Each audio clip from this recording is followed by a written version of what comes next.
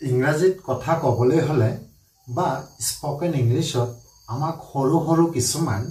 ওয়াৰ্ডৰ দৰকাৰ হয় যি ওয়াৰ্ড বিলাক আমি নেজানিলে ইংৰাজীত কথা ক'ব নোৱাৰি বা স্পকেন ইংলিছ আমি শিকিব নোৱাৰি সো বন্ধুসকল আজি আমি এনে কিছুমান ওয়াৰ্ডৰ বিষয়ে আলোচনা কৰিম বা বুজিবলৈ যত্ন কৰিম যি আমাক ইংৰাজী শিকাত অতিশয় সহায় কৰিব আৰু সেইবিলাকৰ সহায়ত আমি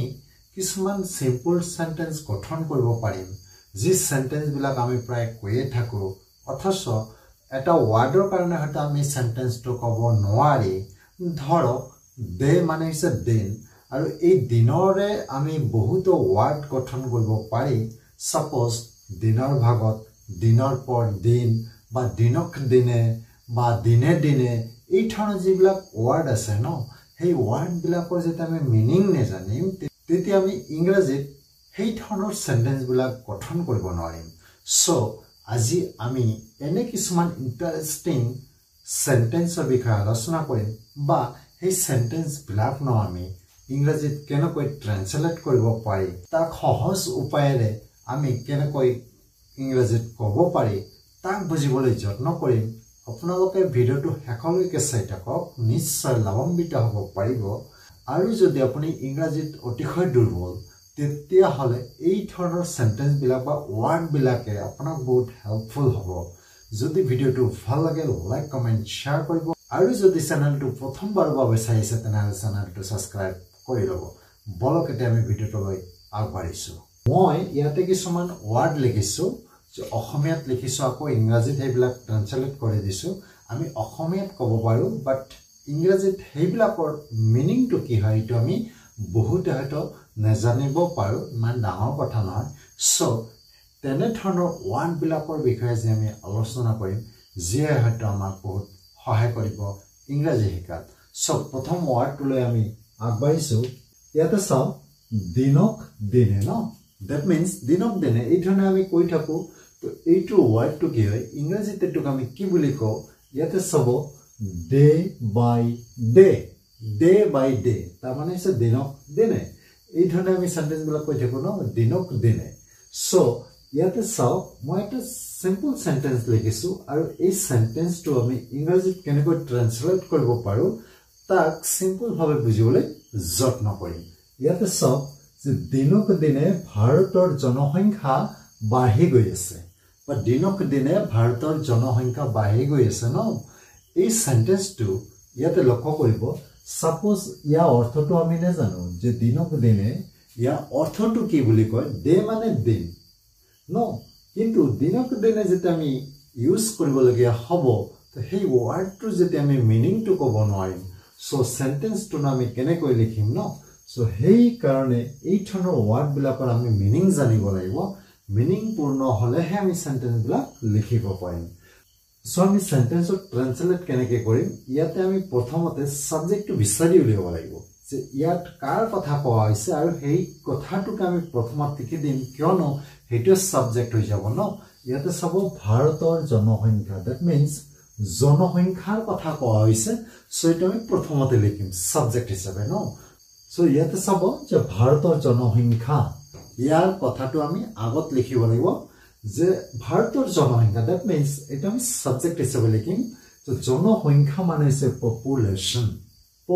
মানে হৈছে জনসংখ্যা সো আমি কি লিখিম দা পপুলেশন অফ ইন্ডিয়া আমি কি লিখিলো দা পপুলেশন অফ ইন্ডিয়া এখানে আমি সাবজেক্ট অফ দ্যাট লিখি দিলো ন এইবাৰ আমি কি কৰিম ইয়াতে এটা আমি হেল্পিং ভার্ব দিব লাগিব যে ইজ বাঢ়ি গৈ আছে দ্যাট মিন্স কন্টিনিউয়াস হৈ আছে ন সেন্টেন্সটো বাঢ়ি গৈ আছে সো এটা আমি কন্টিনিউয়াস যেটা লিখিম ইনক্রিজিং মানে বাঢ়ি গৈ থকা the population of India is increasing ইয়াত আমি এবাৰ লিখিম ইনক্রিজিং মানে বাঢ়ি গৈ আছে তার পিছত আমি কি লিখিম এই যে ইয়াতে ওয়ার্ডটো লিখিছো দিনক দিনে এই কথাটো এবাৰ আমি শেষত লিখি দিম দিনক দিনে মানে আছে ডে বাই ডে এইটো লিখি দিলে আমাৰ সেন্টেন্সটো পৰিপূৰ্ণ হৈ গল সো আমি সেন্টেন্সটো কি লিখিলো the population of India is increasing day by day. আমি এই ধৰণৰ সেন্টেন্স বিলাক ক'ব পাৰিম তেতিয়া যেতিয়া আহে আমি ইয়াৰ অৰ্থটো বুজি পাম ডে বাই ডে মানে কি ন আশা কৰিছো বন্ধুসকল নিশ্চয় বুজিব পাৰিছে এবাৰ তাৰ পিছতলৈ লক্ষ্য কৰক ইয়াতে সব হেই দিনা মানে হৈছে that day মানে হৈছে হেই দিনা আমি এনেকে কওঁ ন হেই দিনা তেওঁ আহিছিল বা হেই দিনা মই তাক লগ পাইছিলো সো আমি ইয়াতে এটা সেন্টেন্স লিখিছো আৰু এই সেন্টেন্সটোলৈ লক্ষ্য কৰক যে হেই দিনা মই তোমাক লগ পাইছিলো বা আমি এই ধৰণে ক'ব পাৰো যে হেই দিনা মই তোমাক বজাৰত লগ পাইছিলো বা হেই দিনা তেওঁ আমাৰ ঘৰত আহিছিল এই ধৰণৰ সেন্টেন্স বিলাক আমি কৈ থাকো বা আমি কওঁ ন সো এই ধৰণৰ সেন্টেন্স বিলাক যেতে আমি ক'বলৈ যাম বা ক'ব বিচাৰিম তেতিয়াহ'লে এইটোৰ অৰ্থ আমি জানিব লাগিব হেই দিনা ইয়াৰ মানেটো কি হয় ইয়াৰ মিনিংটো কি সো যেতে আমি বুজি পাম যে that day মানে হৈছে হেই দিনা আৰু সেন্টেন্সটো যেতে আমি বুজিব পাৰিম যে কোনটো টেন্সত আছে সো আমি টেন্স অনুযায়ী যেতে সেন্টেন্সটো আমি লিখিব বিচাৰিম নিশ্চয় আমি সেন্টেন্সটো লিখিব পাৰিম বা আমি সেন্টেন্সটো অতি সহজতে ক'ব পাৰিম ন বা আমি এনেকৈ ক'ব পাৰো যে ইয়াতে লিখিছো আকৌ চাওক যে আমি ইজনে হিজনক লগ পাইছিলো সাপোজ হেই দিনাখন আমি ইজনে হিজনক লগ পাইছিলো এই সেন্টেন্সটো আমি লিখিব পাৰিম হেই দিনা মানে that day ইয়াৰ অৰ্থটো আমি বুজিব পাৰো বা জানো তেতিয়াহে আমি সেন্টেন্সটো মেকিং কৰিব পাৰিম ন সো ইয়াতে আমি চাব লাগিব যে সেন্টেন্সটো কোনটো টেন্সত দিয়া আছে ইয়াতে চাওক লগ পাইছিলো এটো সিম্পল পাষ্টত দিয়া আছে অতীতত কামটো হৈ গৈছে সো এটা আমি সিম্পল পাষ্টত লিখিব লাগিব ন সিম্পল পাষ্টৰ সেন্টেন্সটো আমি কেনেকৈ গঠন কৰো সাবজেক্টৰ পিছত v2 that means ভাৰ্বৰ past টেন্সৰ যেটো ৰূপ আছে হেটো আমি লগাই দিম ভাৰ্বৰ 2 নম্বৰ ৰূপ that means সো ইয়াতে সাবজেক্ট হ'ব মই that means ইয়াতে কি লিখিম I তাৰ পিছত ইয়াতে সক আমি ভাৰ্বটো v2 দিব লাগিব লগ পাইছিলো এইটো মানে হৈছে meet মানে লগ পোৱা met মানে লগ পাইছিলো I met কাক লগ পাইছিলো তোমাক I met you কেতিয়া লগ পাইছিলো এইবা ইয়াতে লিখিম আমি that day that means হেই দিনা যে I met you মই তোমাক লগ পাইছিলো that day হেই দিনাখন মই তোমাক লগ পাইছিলো আকৌ আমি ইজনে হিজনক লগ পাইছিলো যেতিয়া আমি কম তেতিয়া আমি এনেকৈ লিখিব লাগিব যে we met আমি লিখিম যে we met each other মানে হৈছে ইজনে হিজনক এইখিনি আকৌ মনত ৰাখিব যে each other মানে ইজনে হিজনক so we met each other আমি ইজনে হিজনক লগ পাইছিলো কেতিয়া ইয়াত আকৌ আমি এনেকৈ দিম যে that day that means হেই দিনাখন এই ধৰণে আমি সেন্টেন্স বিলাক মেকিং কৰিব পাৰো যদি হে আমি অৰ্থবিলাক বুজিব পাৰো ন তাৰ পিছতলৈ চাও দিনৰ ভাগত এটা কি বুলি কম যে দিনৰ ভাগত মানে হৈছে on the day এইটো মানে হৈছে দিনৰ ভাগত এতিয়া চাও ইয়াৰ অৰ্থটো আমি বুজিব পাৰিলো এতিয়া কেনে ধৰণৰ সেন্টেন্স বিলাকত আমি এটো ইউজ কৰিব লাগিব ইয়াতে আমি এটা সেন্টেন্স লিখিছো সিম্পল সেন্টেন্স সাপোজ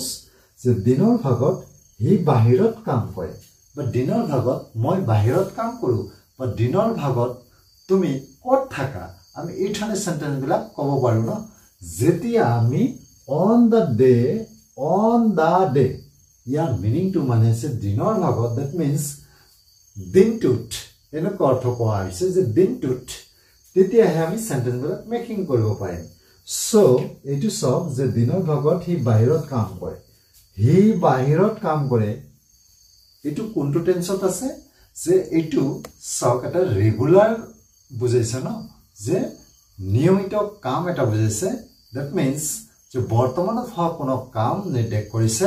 সেই কাৰণে এই সেন্টেন্সটো আমি সিম্পল প্ৰেজেন্টত লিখিম সিম্পল প্ৰেজেন্টত যেতিয়া লিখিব বিচাৰিম প্ৰথমতে আমি সাবজেক্ট দিব লাগিব তাৰ পিছত আমি ভাৰ্বৰ বেস ফৰ্ম দিব লাগিব তাৰ পিছত অবজেক্ট ন ইয়াতে সব সাবজেক্টটো আছে হি আমি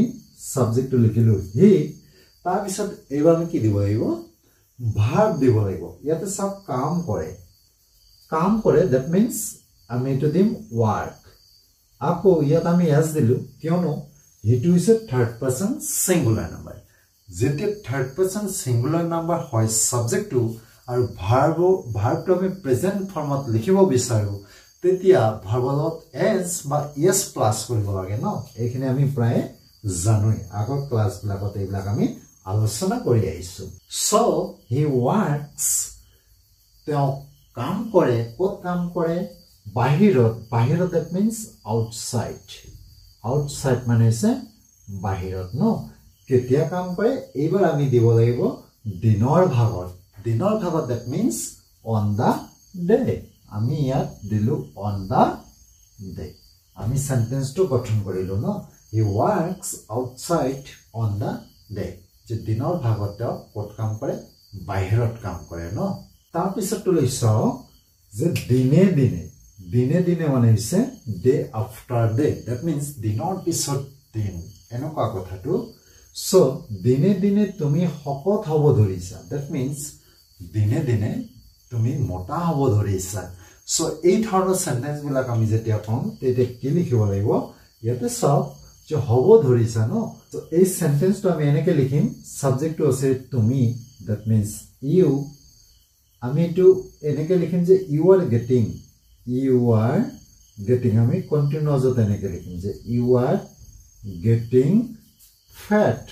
মানে হৈছে মোটা যে you are getting fat এবাৰ আমি লিখিম day after day that means দিনে তুমি মোটা হ'ব ধৰিছা শকত হ'ব ধৰিছা that means day after day so you are getting fat day after day তাৰ পিছত লৈছা কোনো এদিন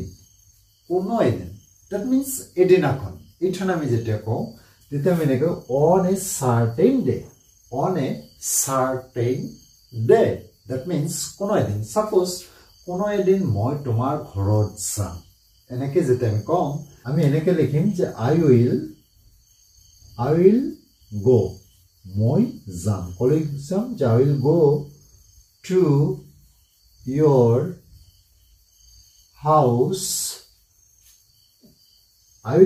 your house মই তোমাৰ ঘৰলৈ যাম on a certain day that means কোনো এদিন মই তোমাৰ ঘৰলৈ যাম I will go to your house on the certain day আমি এইখিনি জাস্ট বুজি পাব লাগে যে কোনো এদিন মানে হৈছে on the certain day আশা কৰিছো বন্ধুসকল নিশ্চয় বুজিব পাৰি আছে এই সৰু ওয়াৰ্ড বিলাক নাজানিলে আমি সেন্টেন্স বিলাক গঠন কৰিব নোৱাৰিম এদিন নহয় এদিন ইয়াৰ মিনিংটো কি হয় one day or another ইয়াৰ মানেটো হৈছে এদিন নহয় এদিন ইয়াতে চাও এদিন নহয় এদিন মই ইংৰাজী শিকিম বা এদিন নহয় এদিন মই ইংৰাজীত কথা কম এই ধৰণৰ সেন্টেন্স বিলাক আমি কেনেকৈ লিখিম সাপোজ মই ইংৰাজী শিকিম এইখিনি সেন্টেন্স লৈ লক্ষ্য কৰক এটো ফিউচাৰ টেন্সত দিয়া আছে ফিউচাৰ টেন্সত দিয়া থাকিলে সাবজেক্টৰ পিছত উইল দিব লাগিব ইয়াতে সাবজেক্টটো আছে I তাৰ পিছত আমি উইল দিলু যে I will এবাৰ ভাৰ্বৰ বেস ফৰ্ম দিব লাগিব ঠিক আছে that means learn so I will learn কি শিকিম ইংৰাজী শিকিম so আমি ইয়াত লিখিলে English I will learn English মই ইংৰাজী শিকিম ইয়াতে সব এদিন নহয় এদিন এইবাৰ আমি লিখিম one day or another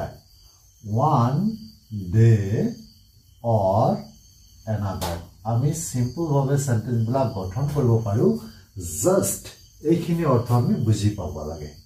যে one day or another মানে হৈছে এদিন নহয় এদিন বাকিখিনি আমি টেন্সৰ ওপৰত ডিপেন্ড কৰি সেন্টেন্স বিলাক গঠন কৰিব পাৰো বেলেগ কোনোবা এদিন এনেকৈ আমি যেতিয়া কম তেতিয়া ইয়াৰ মিনিংটো হয় another day suppose বেলেগ কোনোবা এদিন মই তোমাৰ ঘৰলৈ যাম এনেকৈ যেতিয়া কম তেতিয়া আমি এনেকৈ লিখিব লাগিব যে I will go to your house মই তোমাৰ ঘৰলৈ যাম এইবাৰ যেতিয়া আমি এটো লগাই দিম another day তেতিয়া মিনিং টু কি কৰিব এইখিনি মানে হৈছে another day মানে হৈছে বেলেগ কোনোবাই দিন so I will go to your home যে মই তোমাৰ ঘৰলৈ যাম another day বেলেগ কোনোবা দিন এই ধৰণে আমি সেন্টেন্স বিলাক ক'ব পাৰো বেলেগ দিন that means অন্য দিন মানে হৈছে বেলেগ দিন so এইটো মিনিং টু কি কৰে the other day এদিন পিছত that means এদিনৰ মোৰে বা এদিনৰ পিছত তাৰ মানে হৈছে after one day after 2 days after 3 days এই ধৰণে আমি কওঁ এদিন পিছত মই দিল্লী লৈ যাম that means এদিন পিছত মই দিল্লী যাম বা দুদিন পিছত মই দিল্লী যাম এই ধৰণে যেতিয়া আমি সেন্টেন্স বিলাক কম তেতিয়া আমি কি লিখিম যে মই দিল্লী লৈ যাম আমি এটো ফিউচাৰ টেন্সত লিখিম সাবজেক্ট আই তাৰ পিছত উইল দিলু যে I will go to Delhi মই দিল্লী লৈ যাম I will go to Guwahati মই গুৱাহাটী লৈ যাম এই ধৰণে আমি সেন্টেন্স বিলাক লিখো ন এদিন পিছত সো এবাৰ আমি লিখিম after one day আকৌ যেতিয়া আমি দুদিন পিছত কম তেতিয়া আমি one of ঠাইত 2 দিব লাগিব আকৌ এটো ডেজ দিব লাগিব that means দুদিন হলে এটো প্লুৰালত হৈ যায় সো এটো আমি ডেজ দিম তেতিয়া এটো আমি after 2 days দিব লাগিব যে দুদিন পিছত মই দিল্লী লৈ যাম আশা কৰিছো বুজিব পাৰিছে যে এদিনৰ পিছে বা এদিনৰ মোৰে ইয়াৰ মিনিংটো হয় every after one day তাৰ মানে এদিনৰ পিছে এদিনৰ মোৰে তেও ইয়ালৈ আহে সাপোজ আমি এই ধৰণে সেন্টেন্সটো কৈ দিলো তেতিয়া আমি এনেকৈ কম যে তেও ইয়ালৈ আহে এটো সিম্পল প্ৰেজেন্টত আছে he comes here তেও ইয়ালৈ আহে কেতিয়া আহে every after one day যে এদিনৰ মোৰে তেও ইয়ালৈ আহে যে he comes here every after one day আকৌ দুদিনৰ মোৰে এটো আমি কেনেকৈ কম যে every after 2 days he comes here every after 3 days আমি এই ধৰণে ক'ব পাৰো ন every after 2 days দুদিনৰ মোৰে তিনিদিনৰ মোৰে জাস্ট আমি ক'ব লাগে every after তাৰ পিছত আমি দিনটোৰ কথা কৈ দিব লাগে এদিন দুদিন তিনিদিন ন এটো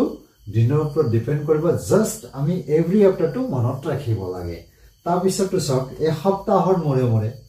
সেম কেস ন জাস্ট আমি কি কৰিম every after লগাই দিম 1 week 2 weeks 3 weeks আমি এই ধৰণে কম জাস্ট আমি every after টো মনত ৰাখিলে হৈ গ'ল আশা কৰিছো বন্ধুসকল নিশ্চয় বুজিব পাৰিছা ভেৰি ইন্টাৰেষ্টিং হয় আমি জাস্ট টিপস বিলাক মনত ৰাখিব লাগে আৰু সেন্টেন্সটো টেন্সৰ ওপৰত ডিপেন্ড কৰি আমি লিখিব পাৰিম জাস্ট আমি এই ওয়াৰ্ড বিলাকৰ মিনিং জানিব লাগে এই মাহৰ মোৰে that means এই মাহ পিছে যেতিয়া আমি এনেকৈ কম কি লিখিম যে every after টো থাকিবই ন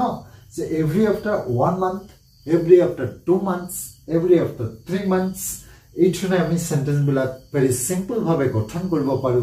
আশা কৰিছো বন্ধুসকল এই ধৰণৰ ওয়াৰ্ড বিলাকে আমাক ইংৰাজী কোৱাত বা আমাক ইংৰাজী বুজি পোৱাত বহুতখিনি সহায় কৰিব কিছুদিনৰ মোৰে এটা সক every after some days বা few days আমি ক'ব পাৰো যে কিছুদিনৰ মোৰে every after some days অনেক দিনৰ মোৰে that means বহুত দিন পিছে যেটা আমি কম every after many days মানে যে বহুত দিনৰ পিছে কিছুদিন আগত আমি তো কেনেকৈ কম some days ago দুদিন আগত 2 days ago এদিন আগত 1 day ago তিনিদিন আগত 3 days ago এটা আমি সেন্টেন্স বিলাক কম অনেক দিন আগত that means বহুত দিন আগত যেতিয়া আমি কম many মানে বহুত ন many days ago বহুত দিন আগত সো বন্ধুসকল ভেৰি সিম্পল আৰু অতি ইন্টাৰেষ্টিং হয়